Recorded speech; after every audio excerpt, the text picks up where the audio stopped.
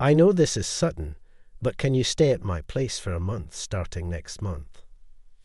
This utterly unexpected request came from the newly transferred female chief who had suddenly called me in. It was more than enough to throw me into a state of confusion. We were not close enough for me to be kiving at her place. "Excuse me," I stammered, taken aback. The chief blushed, fidgeting in embarrassment. Through this request from the chief, my life was about to take a significant turn. "My name is Thomas Mason. I'm 32 years old and work at an elderly care facility. I've always loved interacting with older folks since I was a kid, being quite the granny's boy, so kiving is the perfect job for me. However, the kiving staff at work are mostly women in their 50s and 60s. There are only 2 men, me and the chief. That's why the chief, and I often take on heavy lifting, and I was a little dissatisfied with the unfair division of work. But I can't voice such complaints to the female staff. The chief, who was the only one I could rely on, has already passed the age of 65 and will retire soon. Once the chief retires, will I help everyone with their work? Until now, the work was finished because the chief helped me with it. Such thoughts filled my mind, and I couldn't help but sigh. Then the chief retired in no time, and a 35-year-old female chief was assigned from another department.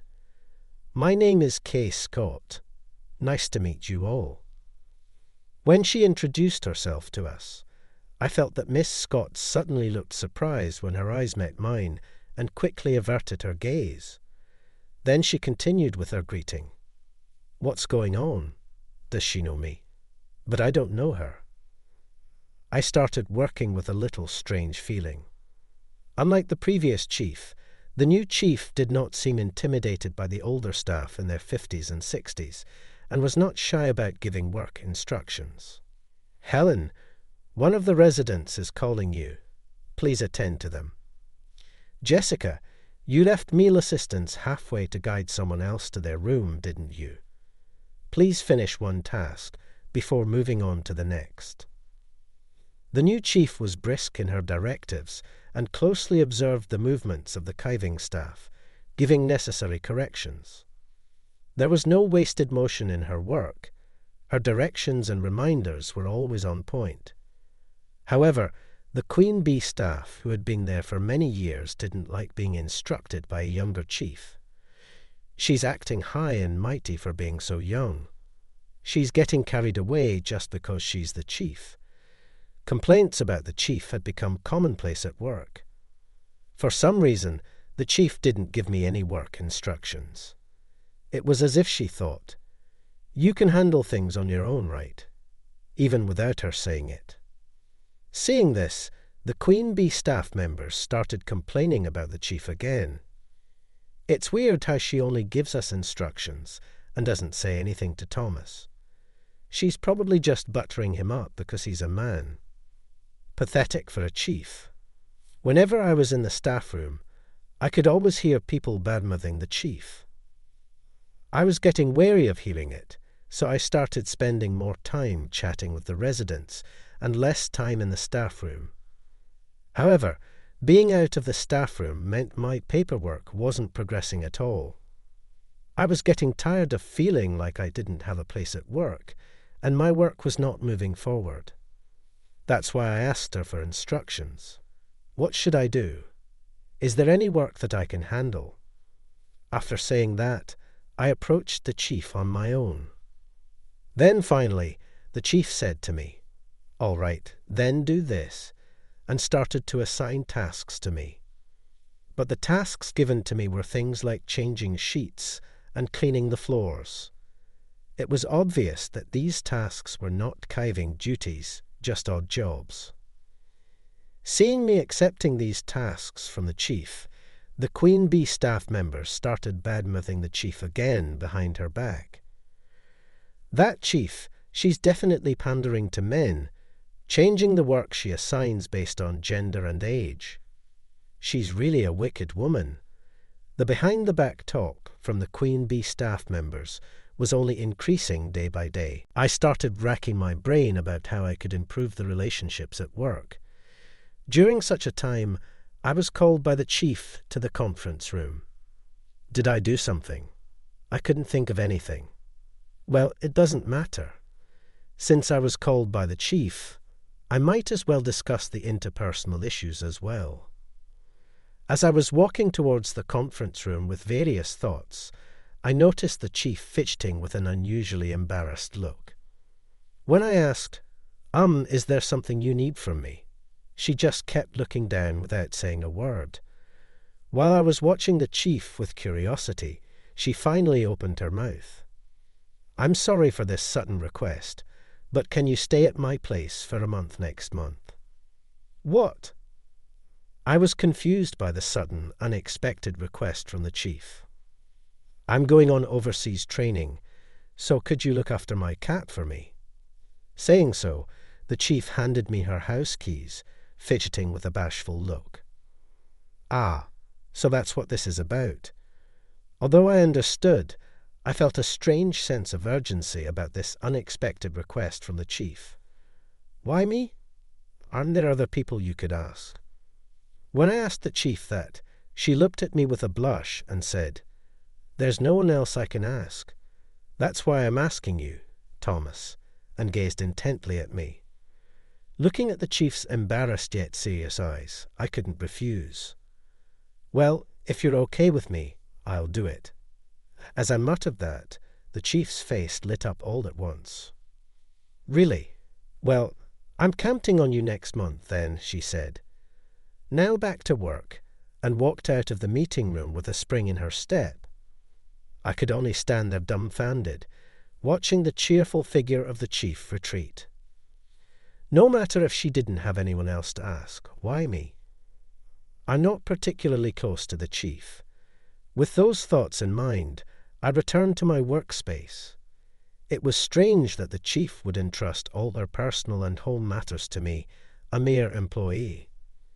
As I thought about various things, I felt strange about the chief's attitude and had a vague feeling. At the end of the workday, I decided I had to refuse the chief's request and stay behind in the office. However, the chief was caught up in preparing for her overseas training. She was discussing the training with the office staff, receiving explanations about the flow of the day, meeting up with the translator, and so on. In our nursing home, there is an annual overseas training program for caregivers, nurses, and dietitians. They visit countries known for their advanced welfare systems like Sweden, Denmark, and New Zealand to observe and learn about their caving techniques in local hospitals and elderly homes. Usually, experienced employees attend to reflect on their usual caving tasks, but it seems that they couldn't gather participants this year. Apparently, the caregiver who was supposed to go suddenly couldn't make it due to a family matter. It was understandable then that the chief, who had recently transferred, was suddenly set to go on overseas training next month. As the chief busied herself with preparations for the overseas training, a month passed without me being able to say a word. The spare key she had given me still remained in my bag. The day before the chief's overseas training, I wondered, is she really going tomorrow? As I stared at the key I had received from the chief and thought about various things, the chief, who was about to go on her overseas training the next day, called out to me, "Could you drop by my place after work today? From tomorrow, I'll be relying on you to take care of my home daily." Upon hearing the chief's voice, I ended up having dinner at the chief's house after work that day. For some reason, although I should be visiting the chief's house for the first time, the apartment building seemed vaguely familiar. I thought about it for a while, but, in the end, I couldn't remember anything. With a feeling of unease, I entered the chief's home.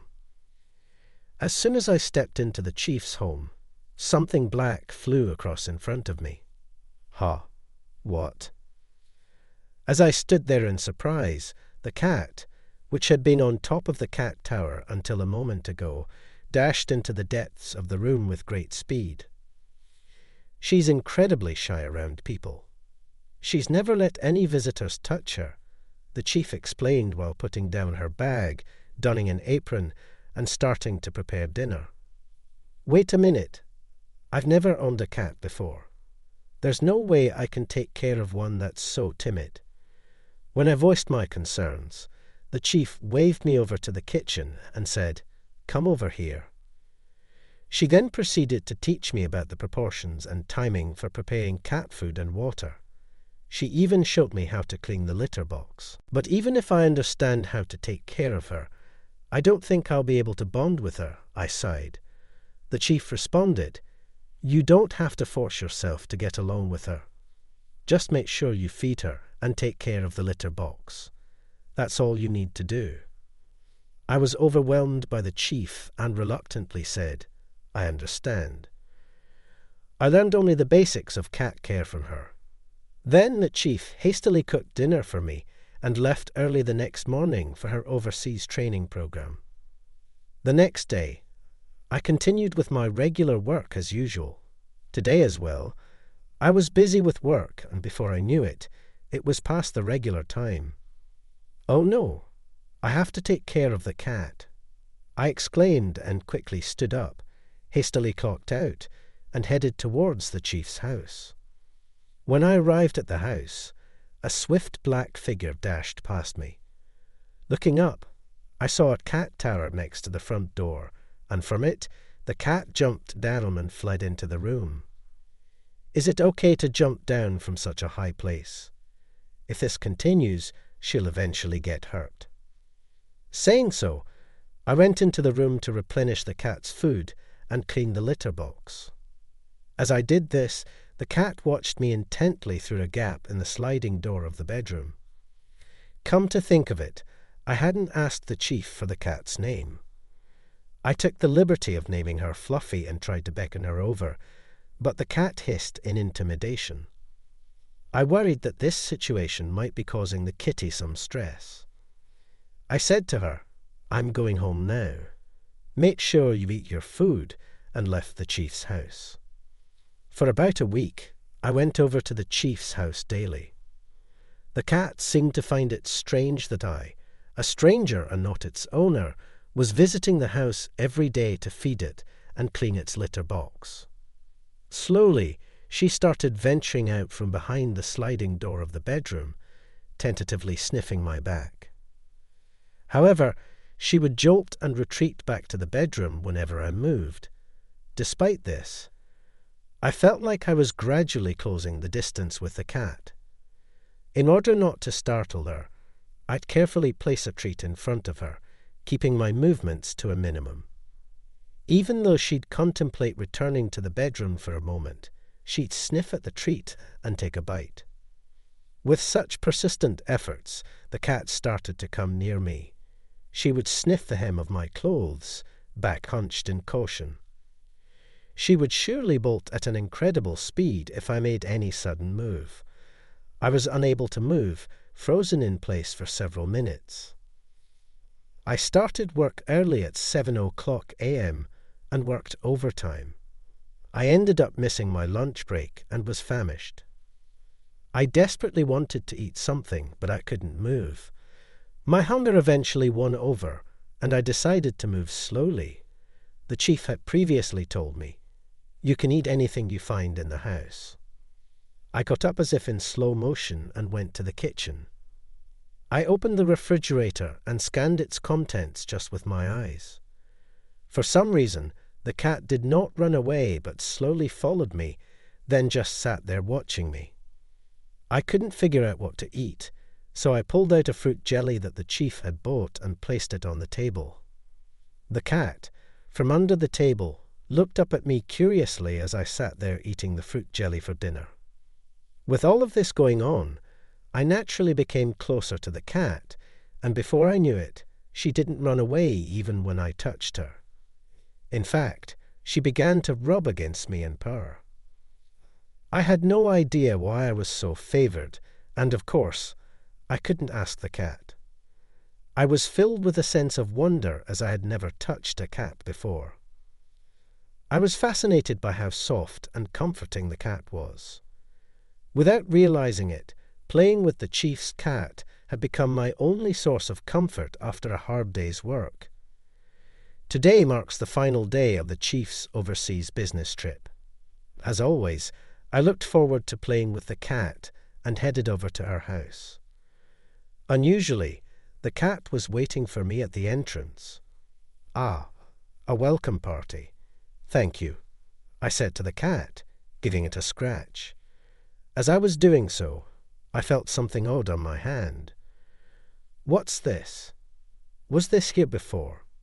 I thought to myself. Feeling the cat's belly once again, there it was. A lump, small like a marble.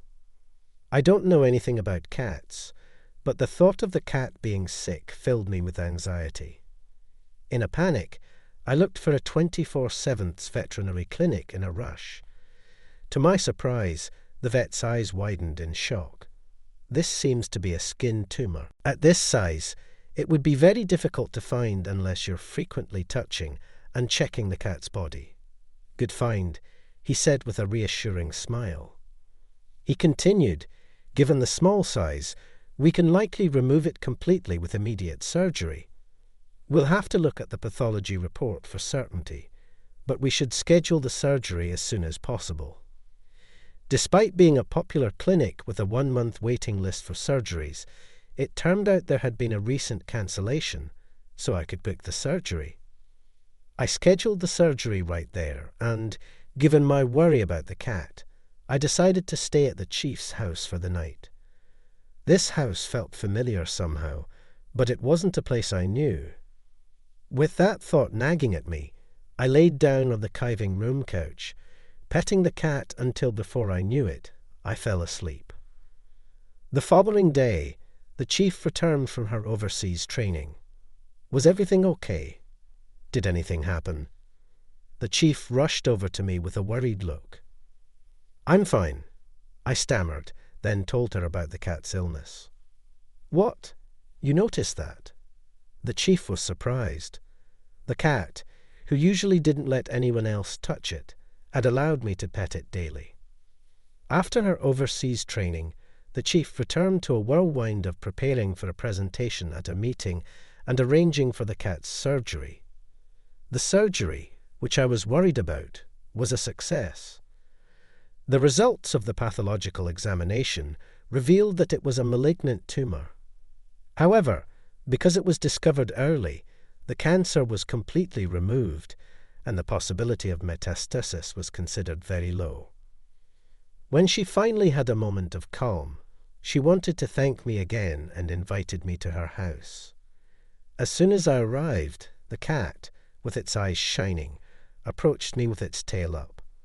Watching me and the cat, who kept rubbing up against me fervently, the chief started to speak. "You've always been such a perfect gentleman, even back then. I can see why my sister and the cat chose you." I widened my eyes and asked, "What do you mean?" But as I looked at her face, I remembered something. I was always a bit more mature than my classmates in elementary school, partly due to my physical build. I know it might sound weird to say this, but I was a bit of a heartthrob and was quietly popular among the girls. In the 6th grade, I became an official couple with my first love, and our relationship lasted until middle school.